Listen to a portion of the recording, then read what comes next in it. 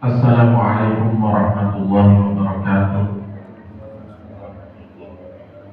Alhamdulillah, alhamdulillahilladzi amarna bi tafaqqudi wa arsyadana ila ittiba'i sunnati sayyidil mursalin wa usalli wa usallimu ala rasulil amin wa alihi tahirin wa ashabihi akramin wa man tabi'ahum bi ihsanin ila yaumiddin. Qala ta'ala ya ayyuhalladzina amanu taqullaha haqqa tuqatih wa la tamutunna illa wa antum muslimun. Amma ba'd. Jamaah sekalian, para bapak, para ibu dan saudara semuanya yang saya hormati, yang semoga selalu dirahmati Allah. Alhamdulillah, segala puji bagi Allah Ta'ala yang masih mencurahkan kebaikan dan nikmatnya kepada kita semua. Alhamdulillah, segala puji bagi Allah yang masih berikan taufiknya kepada kita untuk bersemangat melaksanakan ketaatan dan kewajiban di dalam hidup yang sementara ini, yakni kewajiban talabul ilmi, mengkaji memahami agama Allah. Dan malam ini insyaallah akan kita kaji sebuah ibrah, pelajaran yang bisa kita ambil dari kisah Nabi Ibrahim alaihissalam dan keluarga beliau, terutama kisah penyembelihan Nabi Ismail putra Nabi Ibrahim alaihi wassalam atas perintah dari Allah Ta'ala, dan bagaimana kesudahan dari kisah itu dan apa yang bisa kita ambil berupa pelajaran-pelajaran penting dari kisah tersebut. Jamaah sekalian yang semoga selalu dirahmati Allah, semua orang yang mengaku beriman pasti diuji, dan semakin tinggi keimanan seseorang, juga semakin berat ujian yang Allah ujikan.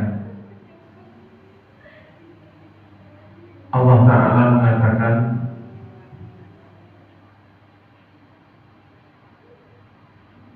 ahasiban nasu ayyutraku ayyaqulu amanna wa hum la yuftanun.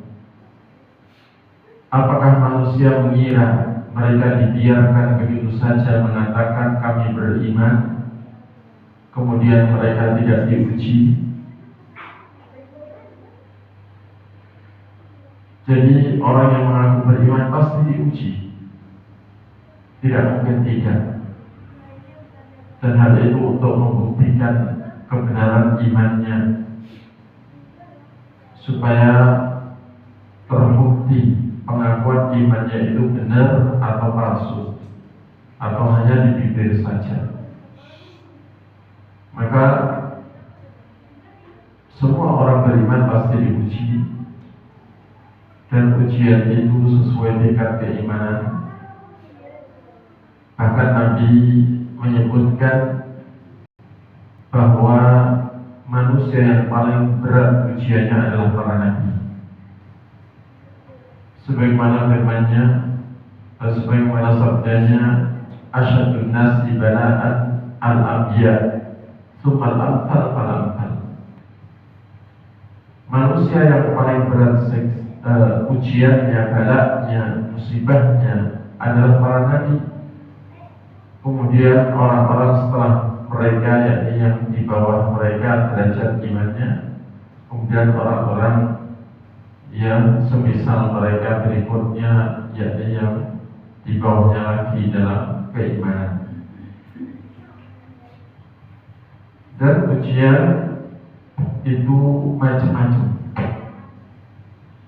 Maka ujian secara umum adalah berupa berita-berita gaib, di mana manusia menjadi terpisah dengan berita gaib itu antara yang beriman dengan yang kafir. Orang beriman mengimani dan meyakini kebenaran seluruh berita Allah dan Rasulnya tentang hal gaib. Orang kafir mengingkari. Orang munafik ragu-ragu. Kemudian di antara materi ujian dalam hidup ini adalah berupa perintah-perintah. Dan dari perintah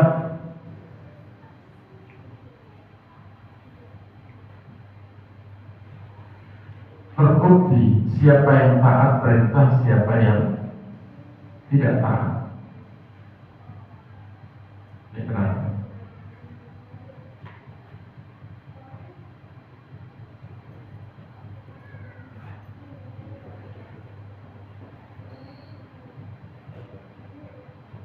Kemudian berupa larangan-larangan. Siapa yang taat meninggalkan larangan dan siapa tetap melakukan apa yang terlarang, yang itu pertanda lebih memilih hawa nafsu daripada memilih Allah Ta'ala. Allah pun mengatakan, "Afara'aita man ittakhadha ilahahu hawa?" Apakah kau telah melihat orang yang menjadikan hawa nafsunya sebagai sesembahannya? Jadi lebih memilih menyembah hawa nafsu daripada menyembah Allah Ta'ala. Itu akan nampak ketika dihadapkan kepada larangan-larangan yang disukai nafsu. Dan termasuk ujian adalah berupa hukum dan aturan. Baik aturan yang berkaitan dengan bagaimana ibadah kepada Allah,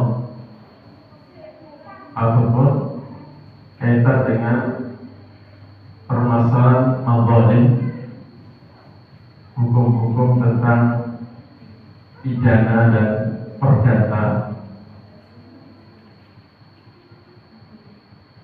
Maka di sana ada orang yang lebih memilih hawa nafsu dalam hal itu, dan ada yang memilih untuk tunduk patuh kepada syariat Allah.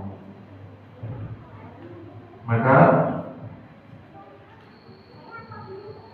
ini semua nampak bagaimana setiap orang itu nilainya di sisi Allah Ta'ala pada saat sudah diuji.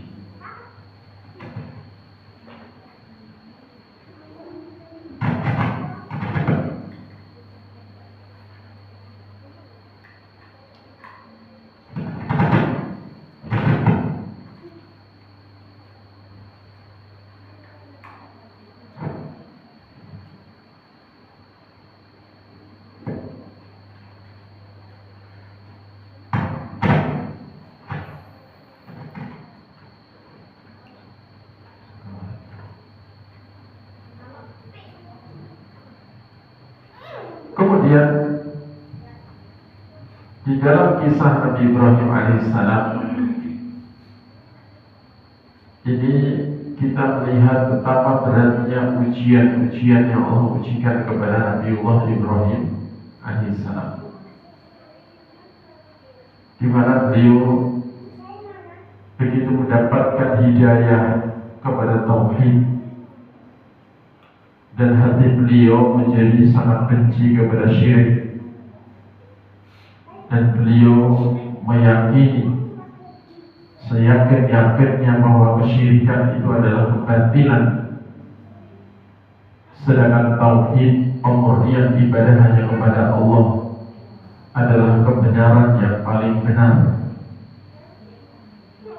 Untuk ujian dalam keyakinan tersebut, beliau harus menghadapi permusuhan dari kaumnya terutama setelah beliau diperintahkan untuk mendakwahkan tauhid dan melarang syirik. Dimulai dengan kalimat-kalimat lembut. Beliau melarang kesyirikan mulai dari keluarganya, ayahnya, dilarang menyembah syaitan, menyembah selain Allah, dipahamkan, dan nasihat itu disampaikan kepada ayahnya dengan kalimat yang lembut, dengan panggilan kepada ayahnya, panggilan yang penuh penghormatan, ya abadi, wahai ayahanda.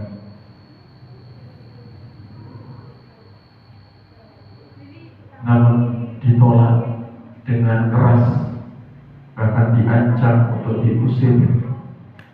Bahkan pengusiran itu telah terjadi dan dakwah terus dilakukan. Kemudian berujung sampai ujian yang sangat berat, di mana beliau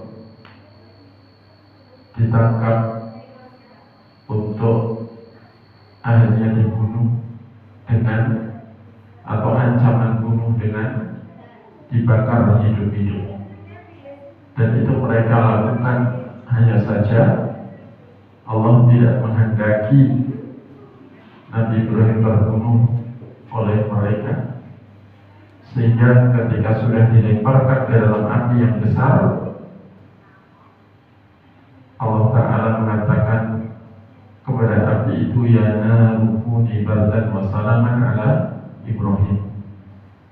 Wahai api, jadilah kau dingin dan menjadilah keselamatan untuk Ibrahim. Setelah diuji dengan ujian itu, maka Nabi Allah Ibrahim alaihissalam mengatakan, aku akan pergi, sesungguhnya Tuhanku niscaya akan menunjuki aku. Karena Nabi Ibrahim memang diusir dari negerinya, diusir bahkan oleh ayahnya, dan Nabi Ibrahim itu dengan hati yang penuh kesabaran